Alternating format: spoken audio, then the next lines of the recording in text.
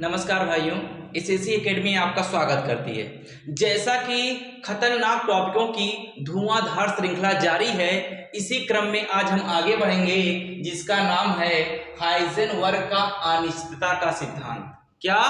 Heisenberg का अनिश्चितता का सिद्धांत। ठीक, यदि हमें इस सिद्धांत को धुआं करना है तो सिर्फ आप लोगों को दो बातें जाननी पड़ेंगी। क्या? नंबर एक, स्थिति के विषय में, नंबर दूसरा वेग या संवेग के विषय में।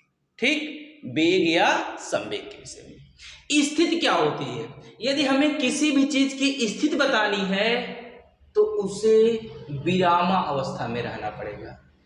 ठीक, विरामावस्था मतलब समझते हैं ना, ऐसे खड़ा रहा ठिठुरी मार के। यदि हमें उसके वेग के विषय में बताना है या संवेग के विषय में बताना है तो ओका हुसैन बोल्ट की ना दौड़े करिए इसे, तब बता सकते हैं। तो हाइजेनबर्ग ने क्या कहा? हाइजेनबर्ग ने कहा कि किसी गतिशील सूक्ष्म कण की जैसे यदि हम गतिशील सूक्ष्म कण में देखें तो क्या क्या हो सकता है? इलेक्ट्रॉन, प्रोटॉन, न्यूट्रॉन आदि। ठीक, किसी गतिशील सूक्ष्म कण की स्थिति तथा वेग, चाहे वेग कहें चाहे संवेग कहें, ठीक, किसी गतिशील सूक्ष्म कण की स्थिति तथा संवेग दोनों को एक साथ नहीं बताया जा सकता है। ठीक, क्या कहा इन्होंने?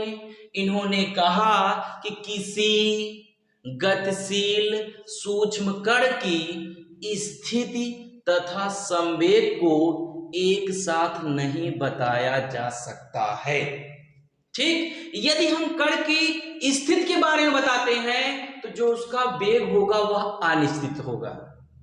ठीक, यानी नहीं बताया जा सकता है। यदि हम उसके संवेग के बारे में बताते हैं तो जो हमारा मिला जुला के उसकी जो स्थिति होगी वह अनिश्चित होगी, यानी उसको नहीं बताया जा सकता। हम कह सकते हैं कि जब कण के वेग के विषय में बताया जाता है या जब कण के संवेग के विषय में बताया जाता है तो कण की स्थिति नहीं बताई जा सकती, और जब कण की स्थिति बताई जा सकती है तो कण के संवेग या वेग को नहीं बताया जा सकता।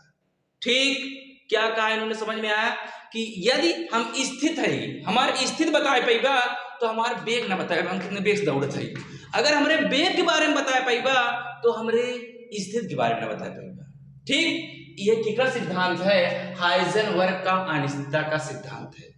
ठीक, अब यदि हम इसे गणितीय रूप में देखें तो गणितीय रूप में इन्होंने क्या कहा कि मिला जुला के डेल्टा या del P into del X greater or equal H upon 4 पाई।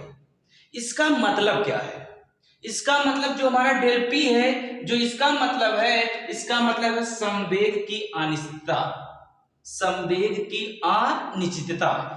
फिर इसके बाद जो डेल्टा एक्स है उसका मतलब क्या है? स्थिति की अनिश्चितता।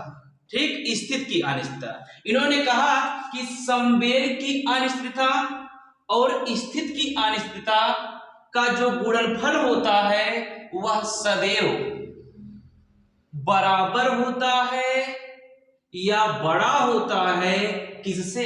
h अपान 4 पाई से।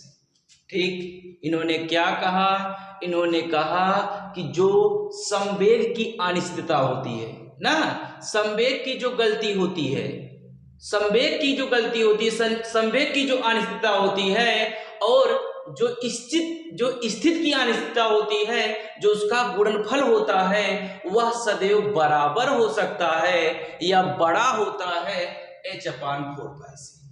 ठीक, समझ में आ रहा है ना? तो इन्होंने क्या कहा? हाइजेनबर्ग के अनिश्चितता के सिद्धांत के अनुसार क्या बताया गया? बताया गया कि किसी भी कण की या किसी भी गतिशील कण की स्थिति तथा संवेग को एक साथ नहीं बताया जा सकता।